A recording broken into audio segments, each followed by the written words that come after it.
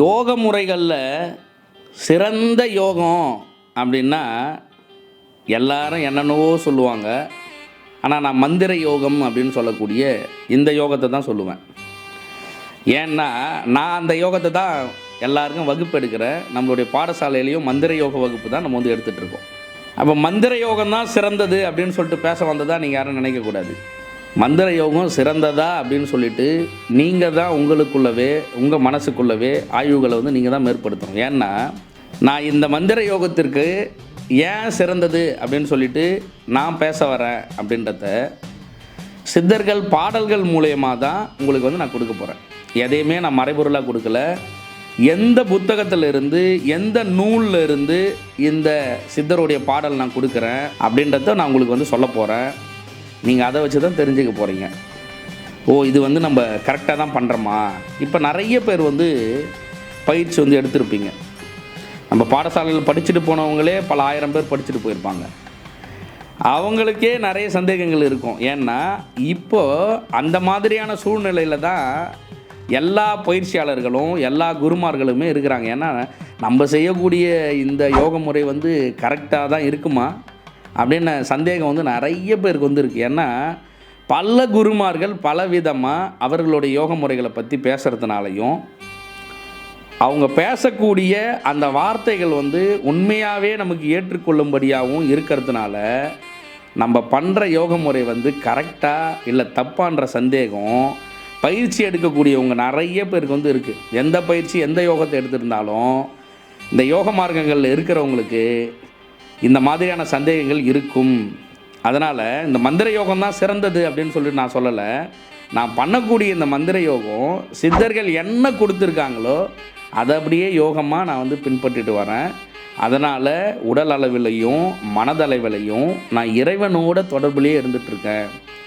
என்னால் எல்லா இறைப்பேராற்றலையும் உணர முடியும். எல்லாருக்கூடையும் என்னால் தொடர்பு கொள்ள முடியும். அதனால் எனக்கோ என்னை சார்ந்தவங்களுக்கோ இருக்கக்கூடிய பிரச்சனைகளை நம்ம வந்து ஈஸியாக வந்து சரி பண்ண முடியும்.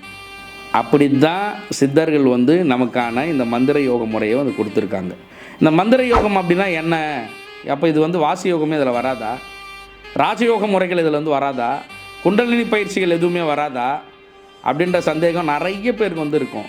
அதாவது இந்த மந்திர யோகத்தை சித்தர்கள் வந்து 8 விதமாக வந்து பிரிச்சிருக்காங்க. அதாவது சித்தர்கள் வந்து அகஸ்தியர் சொன்னதை புலஸ்தியரோ, புலஸ்தியர் சொன்னதை திருமூலரோ, திருமூலர் சொன்னதை காலாங்கியோ, காலாங்கி சொன்னதை போகநாதரோ, இல்லை சட்டைநாதரோ, இல்லை பாம்பாட்டியோ, இந்த மாதிரி எந்த சித்தர்களும் சும்மா மாற்றி மாற்றி சொல்லியிருப்பாங்க. அதாவது என்னென்னா பரிபாஷைகள் மட்டும்தான் வேறையே தவிர எல்லா சித்தர்களுடைய பாடல்களையும் ஒற்றுமைப்படுத்தி நம்ம பார்க்கும்போது நம்ம தெரிஞ்சுக்கிற ஒரே விஷயம் இது எல்லாமே ஒரே ரகசியத்தை தான் நமக்கு வந்து சொல்கிறாங்க அப்படின்றது தான்.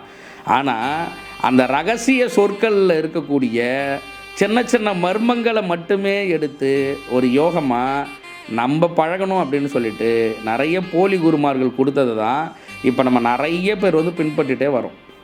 அதனால் முதல்ல மந்திர யோகம் அப்படின்னா என்னன்னு சொல்லிட்டு பார்க்கலாம். மந்திர யோகம்னா என்னென்னா சித்தர்கள் வந்து யோகத்துக்கு முன்னாடி இப்போ ஒரு குருவாக இருந்து நான் சொல்லித்தர்றது மட்டும் இல்லாமல் கண்ணுக்கு தெரியாத ஒரு இறை பேராற்றல் வந்து நமக்கு வந்து சொல்லித்தரணும் யோகத்தை அப்படின்ற நோக்கத்திற்காக என்ன பண்ணியிருக்காங்க சித்தர்கள் வந்து முதல்ல ஒரு உபாசனை தெய்வம் அப்படின்னு சொல்லிட்டு பூசா விதி அப்படின்னு சொல்லிட்டு கொடுக்குறாங்க.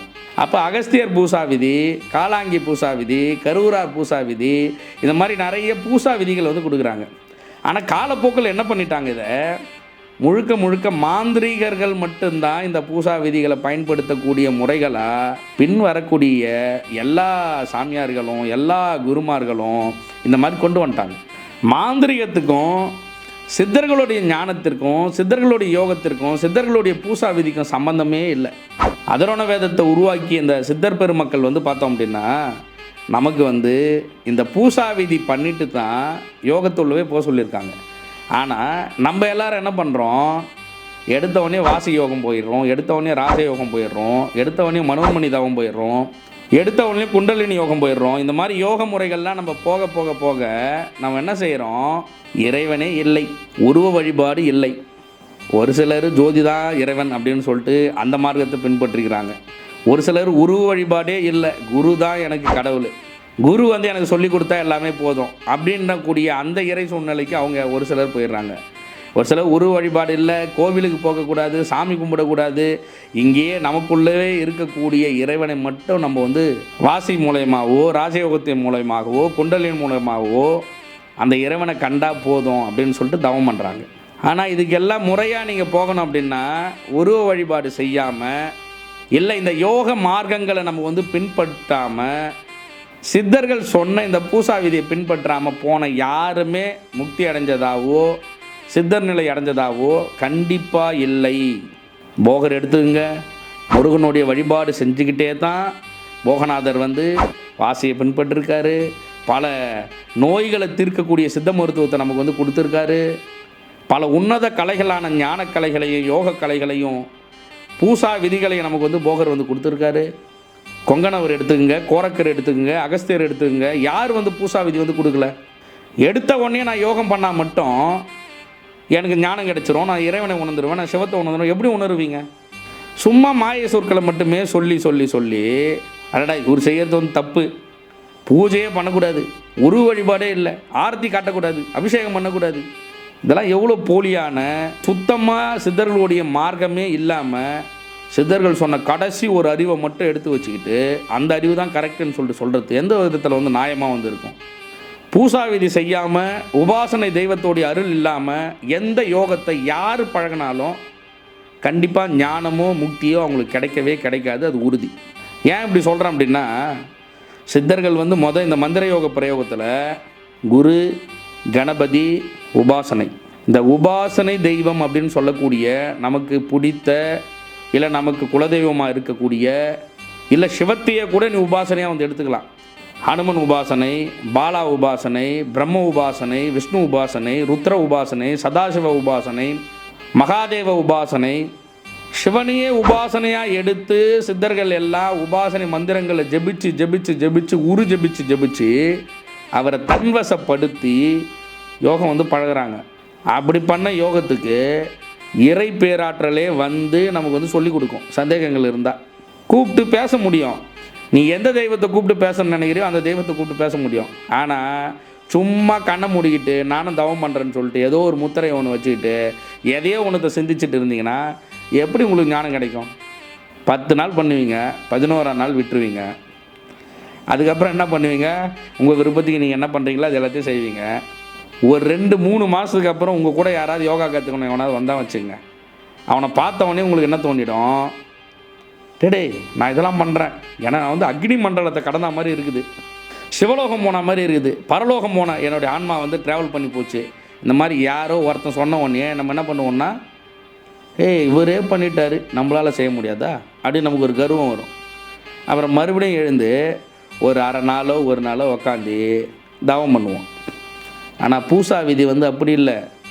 பூசா விதி முறையாக பழகிட்ட ஒருத்தன் டெய்லி பூஜை செய்வான்.